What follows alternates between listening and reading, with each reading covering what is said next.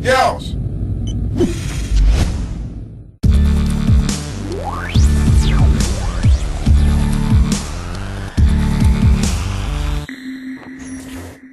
Welcome to Pokemon of the Week with your individual here, Onion Gravy 64, and welcome back to Pokemon of the Week. Or if this is your first one, what the hell have you been doing? Go and watch the other ones. Anyway, the Pokemon for this week is Spiritomb, number 442 in the Pokédex, and it is currently in the rarely used category, otherwise known as the rarely used tier. It has two abilities. Unfortunately though, you're only going to see the first one, and the first one is Pressure. Basically, anytime the opponent uses a move, it uses twice as much PP, meaning its moves run out of ability to be used twice as quickly. Infiltrator is an interesting ability, so I'll explain what it is anyway. Basically, the Spiritomb with Infiltrator will ignore the effects of Reflect, Light Screen, Safeguard and Mist. Basically, it means your damage output is going to be much more consistent. Pressure is much better though on a Pokemon that can rely heavily on stalling most of the time.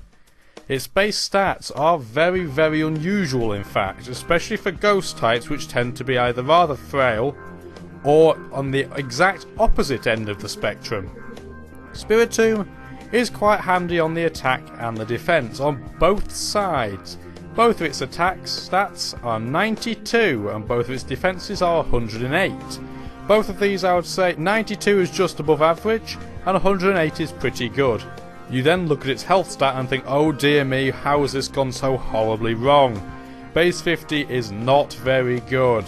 Then you look at its speed and it's even worse. You'll be happy to know though that Spiritomb can get around its absolutely awful speed most of the time. I will talk about that in the sets when we get there. Spiritomb is a Ghost Dark type. Alongside Sableye, it is a Pokemon that has no type weaknesses. Yep, you heard that right. 0 type weaknesses. It is not weak to any type. No type will do more than regular damage on it. To put this in perspective though, it is only resistant to poison, so it's kind of not quite as great as it looks, this type, but you do get 3 immunities, so that's very handy. Normal, Fighting and Psychic all do absolutely nothing to you. There are a few Pokemon with 3 immunities. For example, Drifblim, it would be weak to quite a lot of types, but it would be immune to Normal, Fighting and Ground. And in this case, 2 of those types, Fighting and Psychic, are both very common in higher tiers, which does bode well if you want to try it in a higher tier than RU. The first set is, well, it's a set that used to be better in the past, but it is still arguably the most common one. It's to do about Calm Minding, and then using the Sleep Talk and Rest combination to make sure you never die. Most of the sets that Spiritomb are involved in are very defensive, and because its HP is so woefully terrible, almost every set is maximum HP. You have to maximise your HP to make it from abysmal to kind of barely passable.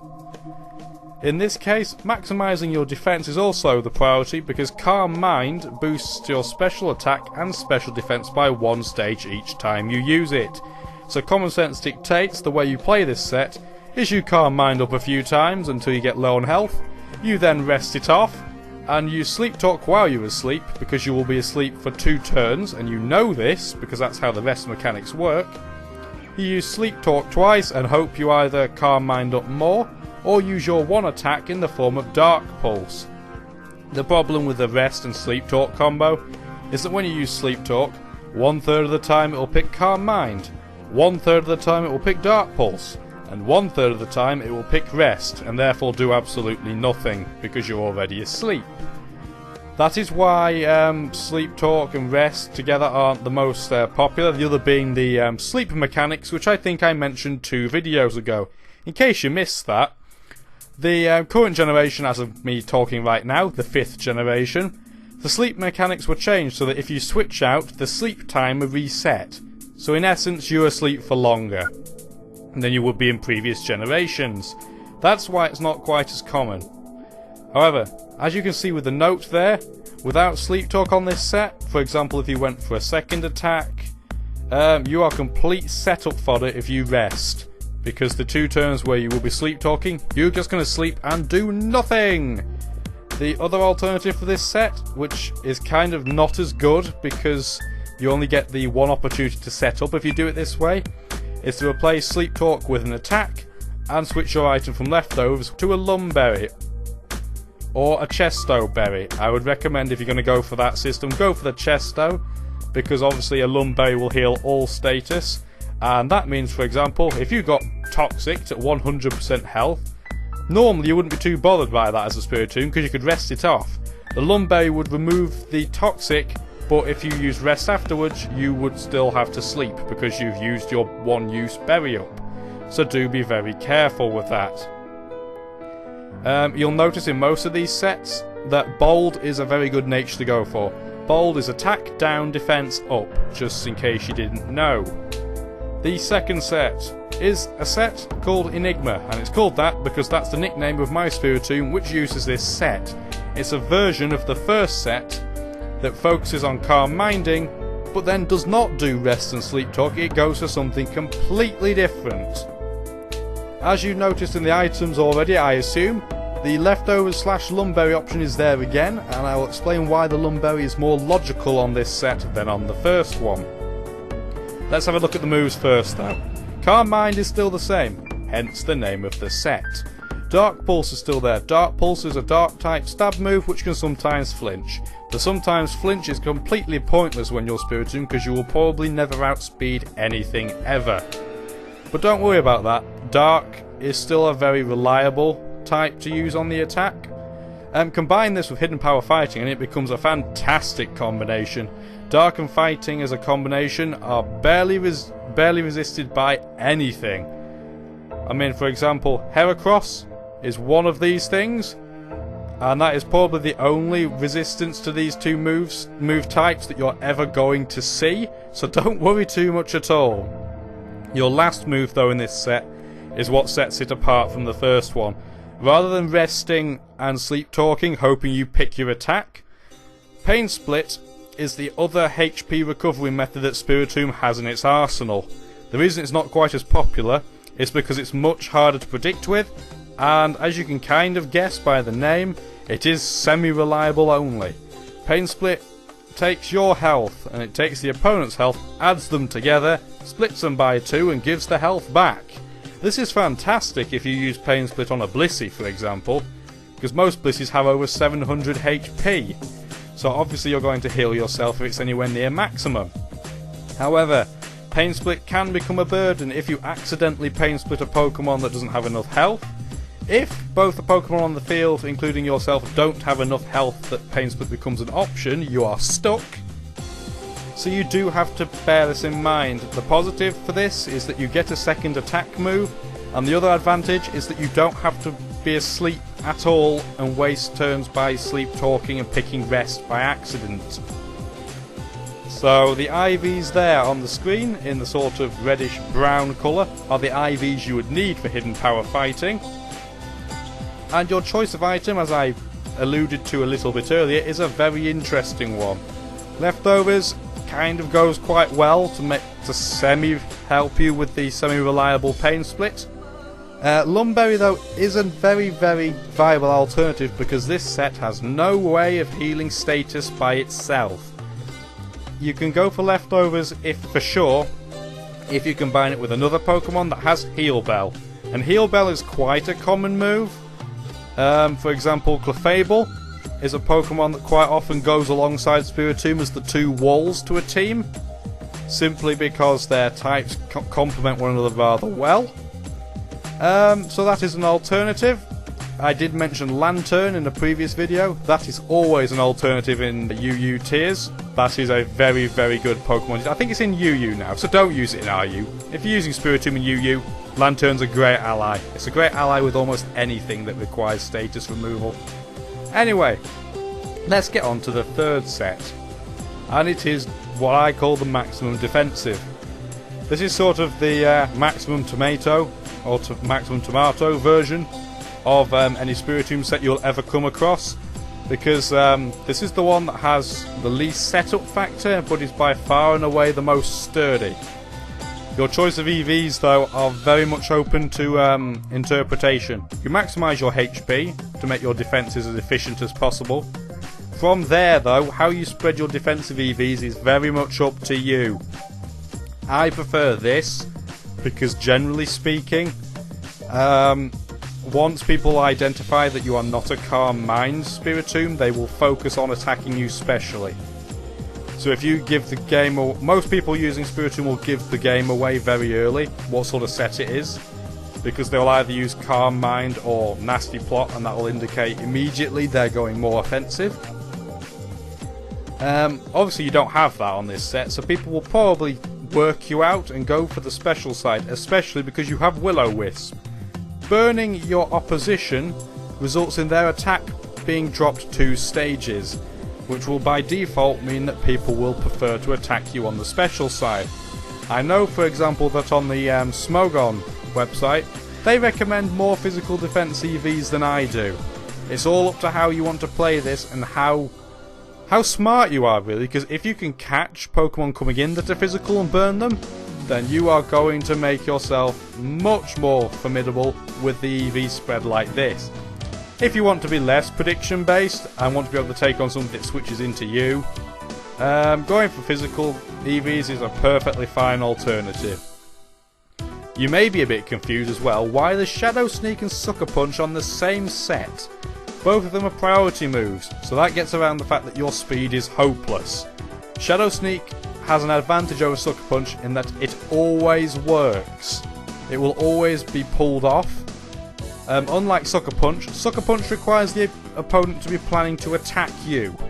So for example, if the opponent decides to put a substitute up, Sucker Punch will fail, and as a result will get a substitute for free, whereas Shadow Sneak will always work regardless of what they plan to do. Shadow Sneak is also a very good move specifically to take out Gallade, which can become a big problem if it's the bulk up set. So Spiritomb shuts that down very efficiently. Pain Split is just there as your move of choice to heal, because you don't have 2 move slots left for Rest and Sleep Talk respectively. So you need to use Pain Split. It's the one big downside. If Spiritomb, like Sableye, its Dark Ghost cousin, if Hit 2 had access to Recover, it would be a much more commonly used Pokemon than it is. It's still quite commonly used now. As I said, put in the note, the choice of defensive EVs are completely up to you. Now the final set that I'm talking about is the Going Physical set. This is the one set where a defense or special defense plus nature is not going to occur, and the way that this Pokemon set is used means that Spiritomb, rather than just absorbing all the hits and sort of annoying people until they switch out or die, this Spiritomb operates in a completely different way. This is all about trapping psychic types which can do absolutely nothing to you, and either sucker punching them to death, pursuing them on their escape and killing them, or, again for the Gallade factor, Shadow Sneaking and killing them before they can bulk up. Will-O-Wisp is there in tandem because Will-O-Wisp is just a fantastic move in general, and Spiritomb's attacking move pool is pretty abysmal. It doesn't have a whole lot of different moves going for it. The reason this is so common is because this is the best set in which to spin block, and what that means, in case you're not competitively biased, is that, for example, if you had Stealth Rock on the field and a layer of spikes, those are entry hazards which would be rapid spun away by the opponent. However, you can't use Rapid Spin on a Ghost type because it's not effective in the slightest. It does nothing, which means they can't clear the death-defying entry hazards on the field. There's another very common spin blocker, but it works in a completely different way. Frostlass is a spiker that can do spin blocking as well. This works completely differently. This can't set up its own entry hazards. This just decimates everything that tries to get rid of the entry hazards. It is a very, very useful Pokemon to put alongside very, very strong hitting life orb containing Pokemon on your side that require the entry hazards to do just enough damage to get a one-hit KO. So putting it alongside Pokemon that hit very, very hard, but either require just a bit more, or alternatively, just this is perfect alongside stall sets as well. Simple reason being that in a stall set, you obviously want your toxic spikes to work for as long as possible, so you can just gradually grind Pokemon on the opponent's side down, and that is the way to win that way. So this is quite versatile despite looking very much not the case. Your choice of EVs there, you may look a bit weird when you first look at it. The reason I've put that is because Smogon say that the former is better, whereas the latter is probably the one people will use by default. So I've given you both options there just so you have knowledge, and knowledge is power. I want to make a mention actually to a 5th set. I'm not going to do a full set on this, but my wife, MML Frosty Pixie, she uses a set involving Curse, and Curse for most Pokemon requires you to lower your speed to boost your attack and defense. Because Spiritomb is part Ghost, this doesn't happen. And what happens instead is that you sacrifice 50% of your HP to put a Curse on the opponent. Curse locks a quarter of the opponent's maximum HP off per turn, but is removed via switching out. So common sense dictates that the Pokemon that you've cursed will then switch out. Combine this with Pain Split, and you have a kind of idiot-proof method of at least knocking entry hazard and a bit more worth of damage off the opponent off the start of the game. So this is one alternative to if you can't find your way to getting lots of entry hazards up and they keep getting spun away because you aren't predicting very well. I don't personally use this option because I am a fan of entry hazards and I plan most of my teams around getting entry hazards up. That's how I am. It depends on your playstyle. Anyway, hope you enjoyed the video. Peace out. If you managed to get to the end of last week's video on Yeousch Main, then you will have seen this image, and it's me telling you what I do on my channel. I do Wi-Fi battles, let's plays and strategy guides. Click the subscribe button to go and subscribe. I mean, I certainly would do that, but you can't subscribe to yourself.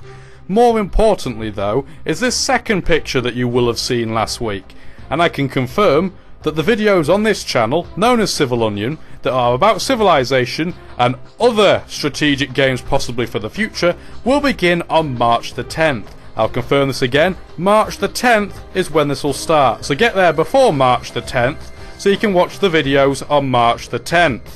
Subscribe at the button again. Did I make myself clear enough yet? Please? Go on. You know you want to. Right. If you enjoyed the video you've just seen, please join my Facebook group and follow me on Twitter for the latest news.